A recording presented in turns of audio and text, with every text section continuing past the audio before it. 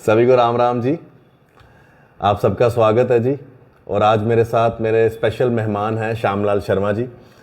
श्यामलाल जी, आपको मेरी तरफ से राम राम। आपका भी बहुत बहुत धन्यवाद।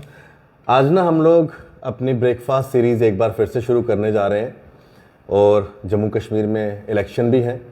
समय बहुत कीमती है, जितने भी कैंडिडेट्स हैं जो इलेक्शन लड़ रहे हैं, और श्याम जी भी आप जानते हैं सुबह से लेकर रात तक इनका समय कितना व्यस्त रहता है। तो हमने आज इन्हें सुबह सुबह ना ब्रेकफास्ट टेबल पे पकड़ लिया। सारे डोगरे चाहते ना कि भाई नारी कर दे, लोग गल बात कर देन फैमिली करने ते। मैं क्या चलो आज नारी कर दे गल करने दे करने।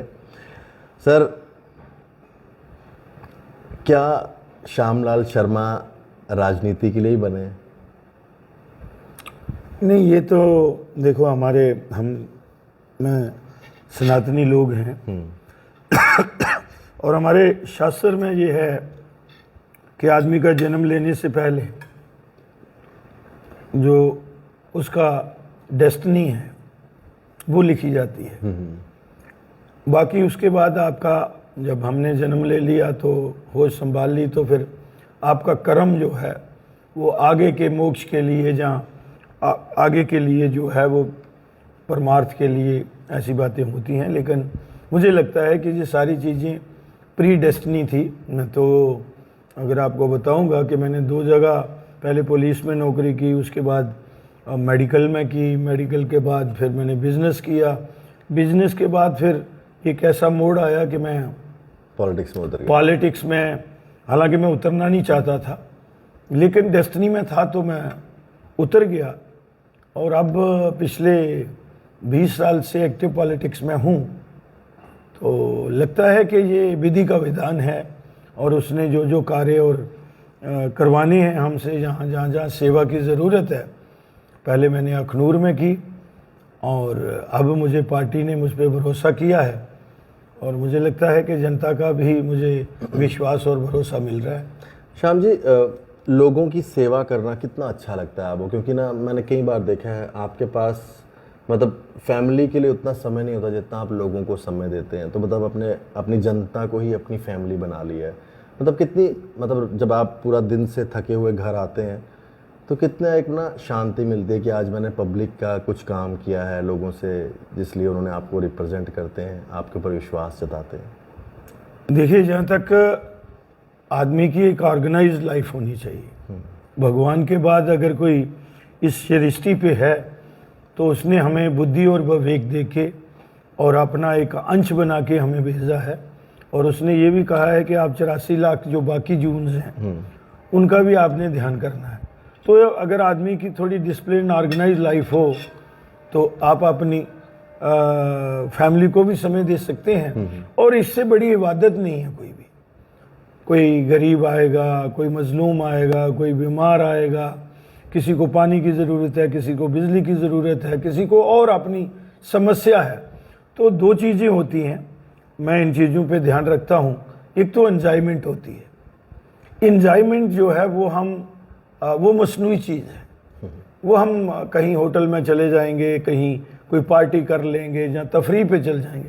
वट एंजॉयमेंट जो है वो अंदर कोर से आती है आपको।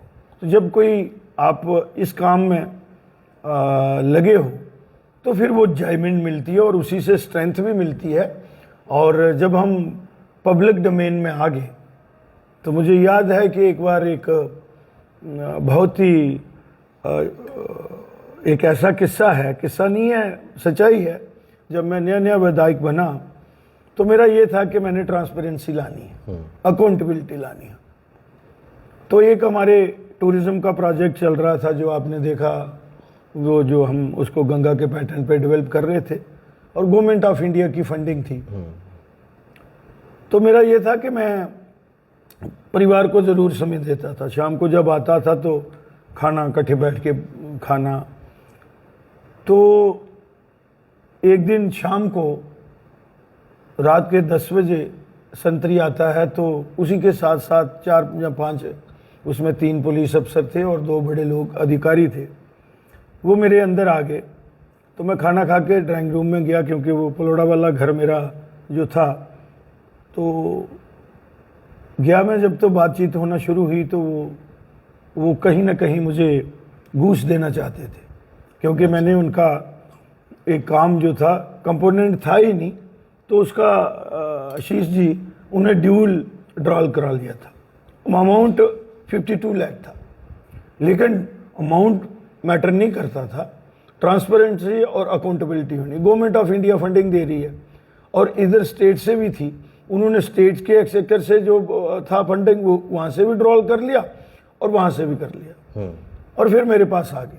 वो बहुत बड़े एक पुलिस अधिकारी का एक भाई था, एक एग्जीक्यूटिव इंजीनियर था शारदानंदन भट्ट जी, मैं नाम भी लूँगा उन लोगों के।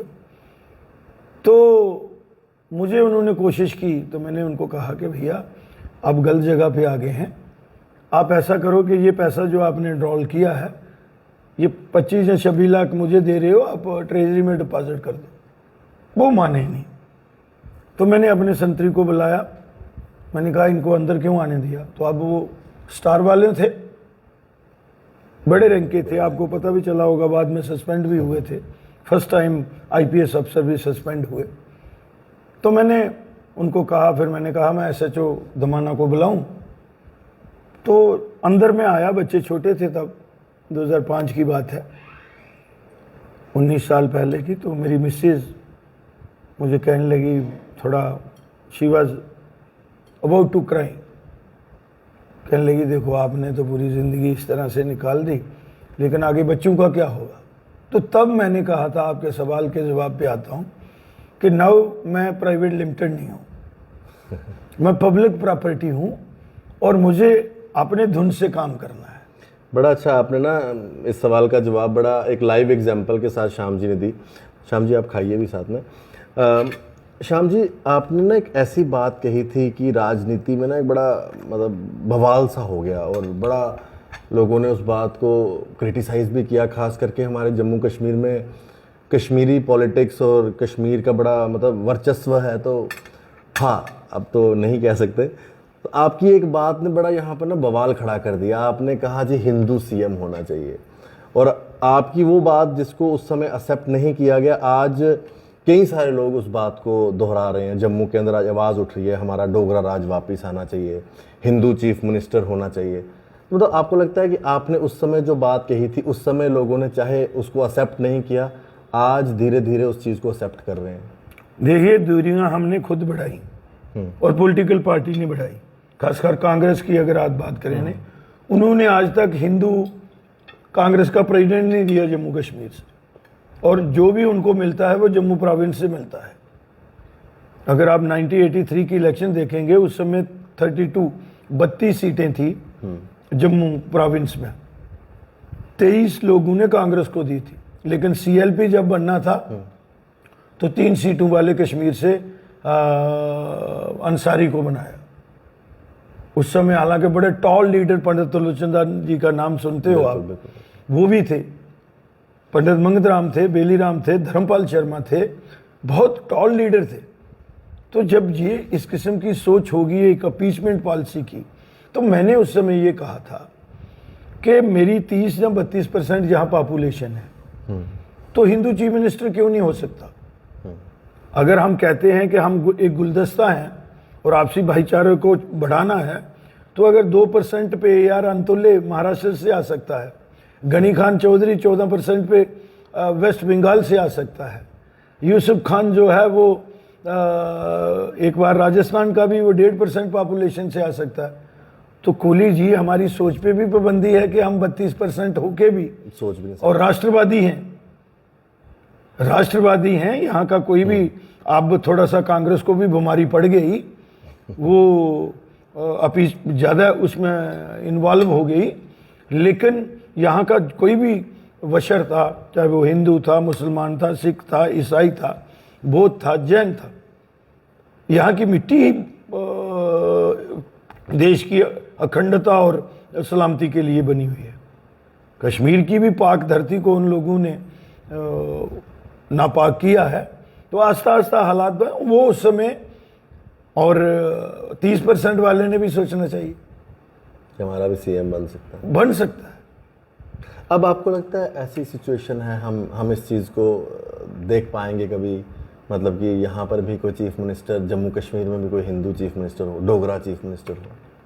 देखिए, जब डोगरा आता है, मैं आपको एक बात बड़ी क्लियर करूंगा कि डोगरे में जब हम आते हैं तो उसमें Ashish ji all community and cast आती है। मैं डिफाइन करूंगा, उसमें सिख भी आते हैं। आपको ये भी हमें जानकारी होनी चाहिए कि महाराजा के जो उस समय चीफ ऑफ आर्मी स्टाफ थे वो गुज्जर कम्युनिटी से थे। ब्रिगेडियर खुदा बख्श, उनके फादर मौला बख्श। तो ये कंपोजिट कल्चर था डोगरा रूरल्स का। तभी हमने 125 साल इस कटी फटी रियासत में और अपनी सरहदें भी स्कर्दू, गिलगित बल्तिस्तान, एक्सचन और लासा तक जनरल जोरावर सिंह जी गए। वो कहीं ना कहीं मुझे पीड़ा करता था कि रियासत हमने कार्ब की, यहाँ अमन चैन और भाईचारा, जात बरादरी की बात ही नहीं होती थी। तो जब 1947 में पूरा देश आज़ाद हुआ तो हम जम्मू वाले गुलाम हो गए और उन लोगों के हो गए जिनका माइंडसेट जो है खाते हिंदुस्तान की हैं और गुण जो है वो पाकिस्तान के गाते हैं। तो किसी न किसी ने आके, लीडर इज टू लीड, तो उसके लिए आशीष जी फ्रंट फुट पे तो खेलना बनता था और मुझे लगता है जितना मुझसे बन पाया मैंने खेला। और आज जम्मू कश्मीर का और खुसूसन तौर जम्मू का नैरेटिव जो है, समय लगा। हालांकि उस समय मेरे कुछ साथी ये कहते थे कि ये महाराज पंडित त्रिलोचन दत्त बनना चाहता है जम्मू का, ये आयरन मैन बनना चाहता है। तो मैंने इन चीज़ों की परवाह नहीं की, चाहे हिंदू चीफ मिनिस्टर की बात हो, चाहे कुछ ऐसी गैर कानूनी और गैर आइनी बातें हों हाउस में। तो चीफ मिनिस्टर को भी मैंने टोका, अगर आपको जानकारी होगी तो जब उन्होंने अफजल गुरु साहब कहा था तो मैंने पॉइंट ऑफ आर्डर लेके इवन उस समय के ऑनरेबल स्पीकर को भी मैंने कहा कि आप इसको एक्सपंज करें और माफ़ी मांगे। आप इतने बड़े टेररिस्ट को जिसने सबसे बड़ी डेमोक्रेसी पे अटैक किया है और उसको अफजल गुरु साहब कह रहे हो, तो आप क्या रूल ऑफ लॉ की सेंस देंगे लोगों को? तो ये बातें होनी चाहिए थी। मैंने बनी में, अगर आपको याद होगा, 4 दिसंबर 2010 में कहा था कि अगर कश्मीर आप लोगों से कंट्रोल नहीं होता, और मेरी कांग्रेस पार्टी थी, उनको कहा था भाई हमें जम्मू को अलग कर दो, हम जम्मू को दूसरा मोर देन स्विट्जरलैंड बना सकते हैं, इतनी पोटेंशियल है मेरे जम्मू में, तो हमें क्यों आप लोग अगली शैडो के नीचे ले रहे हो? तो ये बातें तो हमें करनी चाहिए। सर, खाने में क्या क्या बना हुआ है? खाने में आप देखिए, ये मैंने क्यों ना हम थोड़ा सा बात करते करते आपका भी समय कीमती है। जी जी जी, क्योंकि पहले आप ये लें पोहा और थोड़ी सी। आप सुबह नाश्ता कितने बजे सर डेली इसी समय? ऑलमोस्ट 8 बजे। ऑलमोस्ट 8 बजे जी। चलिए, बस धन्यवाद, आप लीजिए। तो 8 रोज का आपका समय यही है, जल्दी जाना और फिर उसके बाद? ये मेरी रूटीन है। तो लोगों से कितने बजे मिलना शुरू कर देते हैं? 9 बजे। 9 बजे मिल लेते हैं? 9 बजे दरबार लग जाता है। दरबार लग जाता है। 9 बजे दूर दूर से लोग आते हैं। सरी एक कॉन्स्टिट्यूएंसी से नहीं, रास्ते में मैंने घर रखा है अपना, तो उनसे कोशिश करते हैं आपकी मुलाकात हो जाए। सर बहुत अच्छा है। सर इस बार ये जो 10 साल के बाद इलेक्शन हो रहे हैं सर जी, क्या लग रहा है आपको कि भारतीय जनता पार्टी, जिस पार्टी में आप हैं, आपका कहना है कि हम अपनी सरकार बनाएंगे, हम अपना चीफ मिनिस्टर लाएंगे यहाँ पर, आपको लग रहा है कि इस बार कुछ चेंज देखने को मिलेगी? डेफिनेटली बिल्कुल देखने को मिलेगी। जो मैंने लोगों की नब्ज समझी है और जो लोगों का जोश और होश है, तो उसमें मुझे आशीष जी लगता है कि हम कंफर्टेबली जो एब्सोल्यूट मेजॉरिटी है उसकी तरफ बढ़ रहे हैं। आपका जो संकल्प पत्र भी आया है, जिसके अंदर आपने इस बार, जैसे मोदी जी ने लोकसभा इलेक्शन में भी लोगों से सुझाव मांगे थे, आपने भी सुझाव मांगे और एक संकल्प पत्र लाया। आपके संकल्प पत्र में और कांग्रेस और एनसी के संकल्प पत्र में ना ज़मीन आसमान का फ़र्क है। जहाँ पर आप डेवलपमेंट की बात कर रहे हैं, वो हमारे यहाँ के प्राचीन पर्वतों के नाम बदलने की कोशिश, या फिर वही अपीसमेंट पॉलिसी पत्थरबाजों के लिए या सेपरेटिस्टों के लिए या टेररिस्टों के लिए। मतलब अब क्या लोगों को डेवलपमेंट की बात नहीं करनी चाहिए, और आज भी कश्मीर की पॉलिटिक्स बस वहीं पर ही रुकी हुई है और उनको लगता है कि आज भी कश्मीर के लोग बेवकूफ़ हैं, उनकी उन्हीं बातों में फिर आ जाएंगे। देखिए उनका माइंडसेट है, एक साइकी डेवलप हो जाती है। कश्मीर सेंट्रिक पार्टी जो है वो वहाँ के लोगों को इमोशनल ब्लैकमेल करते रहे हैं और करते हैं, लेकिन अब वहाँ की जनता भी जो है वो समझ गई है। और ये जो मैनिफेस्टो की आपने बात कही, यही होता है आपका विजन क्या है। 5 साल के लिए सरकार बनने जा रही है तो आप क्या करने जा रहे हो। तो उसमें हमारी स्टेट का जो यहाँ से कमेटी बनी मैनिफेस्टो, जिसको हमने संकल्प पत्र कहते हैं, तो उसमें यहाँ के तमाम एस्पिरेशन जो थी, और फिर आगे सब कमेटीज़ बनी। जैसे पुंछ रजौरी मेरे पास था, मुझे जाना पड़ा और मैंने वहाँ सब कॉन्स्टिट्यूंसी को टच किया, किस एरिया की क्या एस्पिरेशंस हैं, जहाँ वहाँ एक्सपेक्टेशन क्या है, जहाँ एरिया क्या है और उसको किस तरह से करना। ऐसे हमारे साथियों ने तो ये विजन डॉक्यूमेंट आया, और आपने देखा कि हमने हर सेक्शन को, हालांकि हमें मुश्किलात भी आई क्योंकि दिल्ली वाले कहते हैं कि सब कुछ आप हमारी तरफ देखते हो, तो बड़े खुल के बात करता हूँ मैं। चाहे वो डेली वेजरों की बात थी, जहाँ कुछ पेंशन की अनाउंसमेंट थी, जहाँ हम माँ सम्मान योजना जो है आप देखें कितनी अच्छी हैं। लेकिन दूसरी तरफ आपने बात कही तो मैं उसमें थोड़ा सा और ऐड करूँगा। शंकराचार्य जी हमारा लिए सिर्फ पर्वत नहीं है, वो हिंदू की आस्था है। हरि पर्वत भी साथ, हाँ, हरि पर्वत को भी मैं साथ लाऊंगा ना। हरि पर्वत भी सिर्फ पर्वत नहीं है, उसमें इष्ट देवियों के मंदिर हैं, 2 मंदिर हैं बिल्कुल। और एक तो नेहरू परिवार की कुलदेवी का मंदिर है, जहां इंदिरा गांधी भी जाती रही है। लेकिन आज उनके पता नहीं विनाशकाल एक विपरीत बुद्धि, अब वो कहते हैं कि उसको कोहे मारन रखा है नाम उसका, और इसका तख्ते सुलेमान रख दिया है उन्होंने, मैनिफेस्टो में लिखा है ये कि हम वहाँ गोंडोला लगाएंगे तख्ते सुलेमान पे, और ब्रैकेट में लिखा है शंकराचार्य। तो वो कहीं ना कहीं मैंने कह दिया विनाश काले विपरीत बुद्धि है। उन्होंने हमें जो सनातनी है और जम्मू के डोगरा को ललकारा है, और इसका खमियाजा उनको जो है वो भुगतना पड़ेगा। हमने भी जो हमारी है, आपने देखा कि उसमें 100 मंदिर, 600 से ज़्यादा मंदिर है कश्मीर में, तो हमने भी हमारे जो है संकल्प पत्र में हमने वहाँ रखा है कि उनकी जो है बड़ी बेरूमती की है 35 साल में। गवर्नमेंट के एक्सचेकर से 100 मंदिर का जीर्णोद्धार हाल सार करवाया करेंगे, शंकराचार्य का नाम चेंज नहीं होगा। अभी हम डोगरा जिन्होंने जिस रियासत बनाई है, महाराजा गुलाब सिंह और जनरल जोरावर सिंह, मेहता बस्तीराम, ये लोग थे जिन्होंने कार्व की है ये रियासत। और उसके बाद ब्रिगेडियर राजेंद्र सिंह, मेजर सोमनाथ जी, और हज़ारों शहादत मेरे पैरामिलिट्री डिफेंस फोर्सेस ने दी है इस जम्मू कश्मीर धरती पे, बहुत खून से सींचा है। तो ये उनका ख्वाब है, दिन को देख रहे हैं, देखते रहें। तो मैंने पहले भी कहा है कि इस किस्म की छेड़छाड़ हमारी आस्था के साथ, हमारे सनातन के साथ नहीं करें। इस रियासत का जो कंपोजेंट कल्चर है उसको हम सब लोगों की जिम्मेदारी है कि उसको बना के रखें।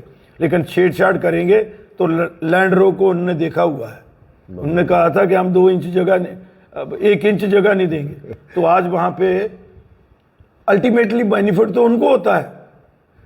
अब जो बाबा अमरनाथ की यात्रा आती है शीश जी, तो वो जितने भी पिलग्रिम टूरिस्ट आते हैं कश्मीर को, आज हम आंकड़ा जो है 2 करोड़ 10 लाख टूरिस्ट आया है, तो जम्मू वाले को फायदा थोड़ा मिला है।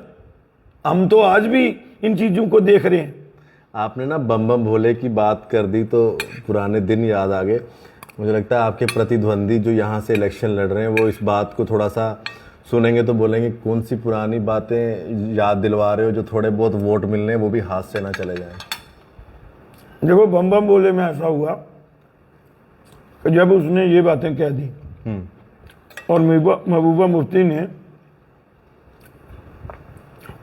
अपनी सपोर्ट जो है वो विड्रॉ कर ली, मेरे डिफरेंसेस हुए, हालांकि मैं उस समय विधायक था। ये जम्मू वाले बंधुआ मजदूरी करते हैं। गुलाम नबी आज़ाद ने जो ऑर्डर किया था 400 कनाल लैंड बाबा अमरनाथ श्राइन बोर्ड को देने का, उसने भी ड्रा कर लिया, आपको याद होगा।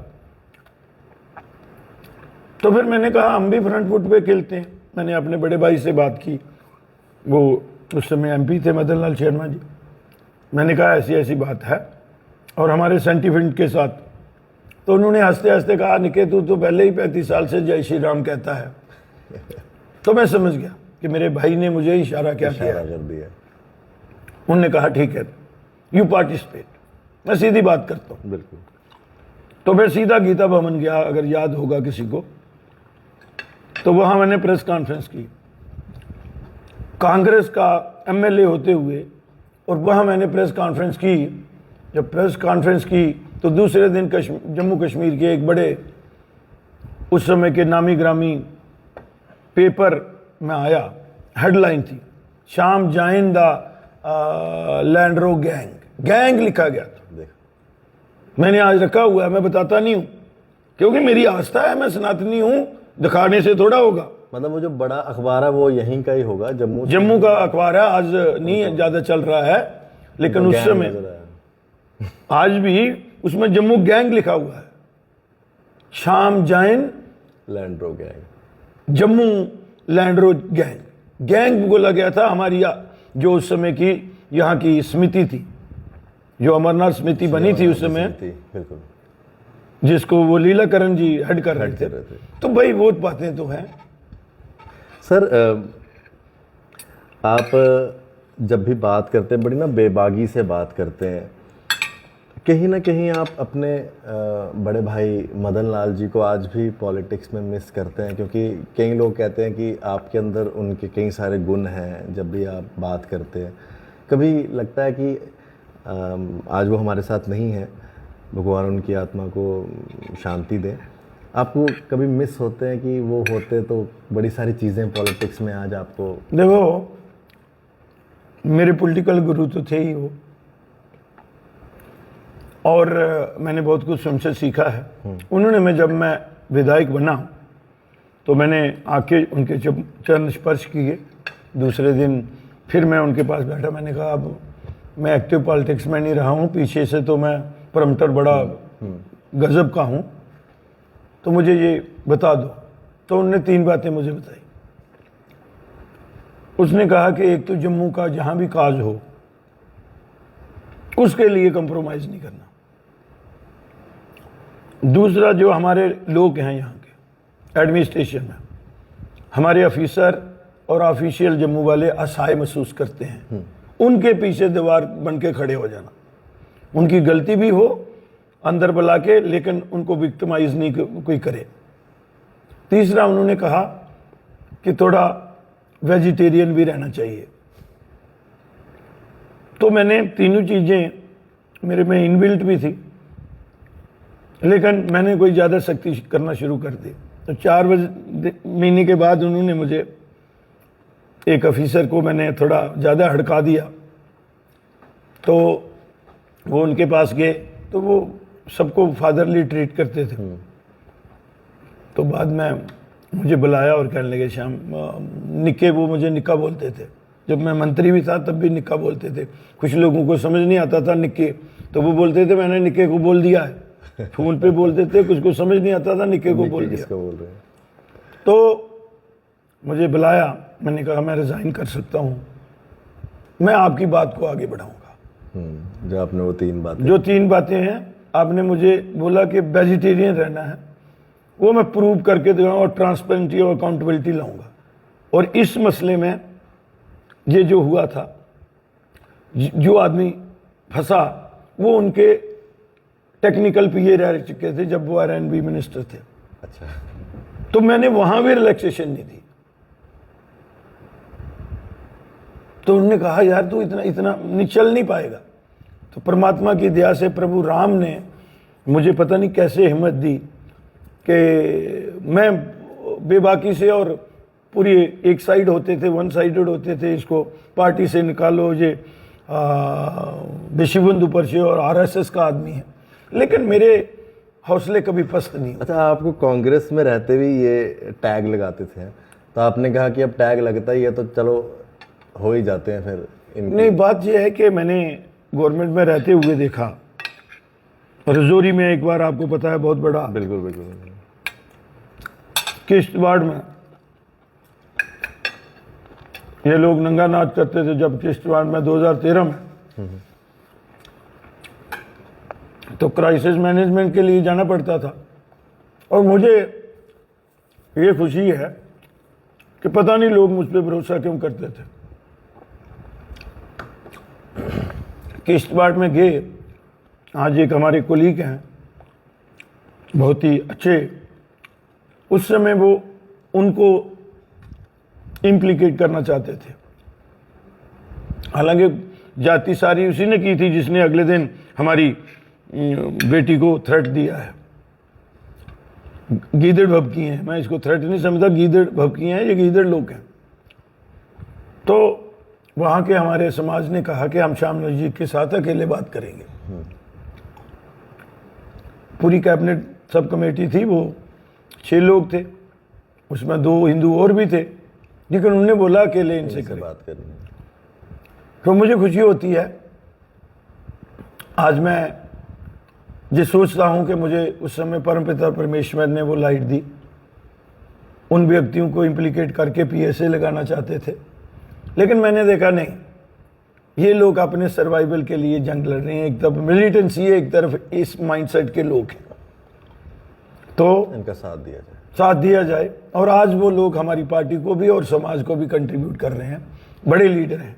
आप ना मंत्री रहे हैं और आपने बड़े करीब से इतने सारे पॉलिटिशियनों को देखा। जब ये लोग असेंबली में खड़े होकर कुछ ऐसी बात करते थे, कई बार आपको काफ़ी मतलब रोष आता होगा, गुस्सा आता होगा कि भाई ये कैसी बात कर रहे हैं, मतलब कभी पाकिस्तान की बात करनी, कभी तो मैं बोल देता था ना, मतलब गुस्सा उस समय आता होगा। बोल देता था, मैं कह देता था। जब मैंने चीफ मिनिस्टर को कह दिया कि you are under oath, you have no right to stay as a chief minister, तो मैं कह देता था, असेंबली में रिकॉर्ड हुआ है। ये कल मुझे कोई एक पत्रकार पूछ रहा था, कभी कभी आपको when your conscious is clear, वो रोशनी वहां से मिलती है। एक बिल आया था जहां कश्मीरी हिंदू श्राइन बिल, और उसको उस समय भारतीय जनता पार्टी भी सपोर्ट कर रही थी, पैंथर पार्टी भी सपोर्ट कर रही थी, लेकिन वो मिस्चीवियस डिजाइन था नेशनल कॉन्फ्रेंस का। मेरे समझ में आ गया, मैंने कहा Hindu is Hindu, weather he is Kashmiri Pandit, weather he is Bengali, weather he is Punjabi. तो ये डिवीजन कर रहे हैं कि ये श्राइन बिल में बोर्ड बनना था एक, उसमें बनाल के इस वाला कोई नहीं, सिर्फ कश्मीरी पंडित एंड। तो 600 से ज्यादा श्राइन है हमारी। परसों आपके एक कोलीग ने मुझे इंटरव्यू में पूछा कि आपको रिग्रेट है उसका, मैंने कहा नहीं, मुझे तो खुशी है कि मैंने उस समय जो स्टैंड लिया आज वो विंडिकेट हो रहा है। आज हम 200 या 100 मंदिर को जीर्णोद्धार करने जा रहे हैं। तो अगर हम लिमिटेड हो गए होते कश्मीरी हिंदू, मैं क्या वो तो चाहते थे डिवीजन करना, और आप लोग कश्मीरी पंडित उनके झांसे में आ गए थे, बट उस समय I put my foot down, then मैंने दिल्ली को कॉल पे लिया, देश विद डॉक्टर फरूक अब्दुल्ला, तो हमने उसको, तो ये इतने डीप डिजाइन होते हैं कश्मीरी हिंदू श्राइन बिल, और हमारे कश्मीरी भाई भी उसमें इन्वॉल्व हो गए। उनने ये नहीं सोचा कि ये करना क्या चाहते हैं, उस षड्यंत्र का हिस्सा बन गए। सर आज ना इस इलेक्शन में ना जो आपके अपोजिशन पार्टियां हैं वो लोगों में जाके ये कह रही हैं कि बीजेपी ने आपके लिए किया क्या।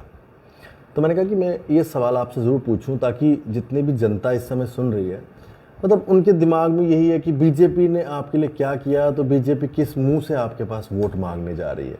अब इसका क्या मतलब जवाब देना? देखिए, बीजेपी ने एक तो जो अनसर्टनिटी इस स्टेट में थी वो साफ कर दिया 5 अगस्त 2019 में कि जम्मू कश्मीर अखंड भारत है और रहेगा। बड़ा क्लियर, कश्मीर में भी मैसेज चला गया। 30 से 35% लोग आज बड़ी होता है, 5 साल में 35% लोगों की सोच बदल रही है। उसमें मैं ये नहीं सोचता कि कमल का फूल खिलेगा। मुझे ये है, हमारी प्रायोरिटी ये है कि हम वहाँ पे अमन चैन कैसे ला सकते हैं और इस प्रॉस्पेरिटी की तरफ कैसे ले जा सकते हैं।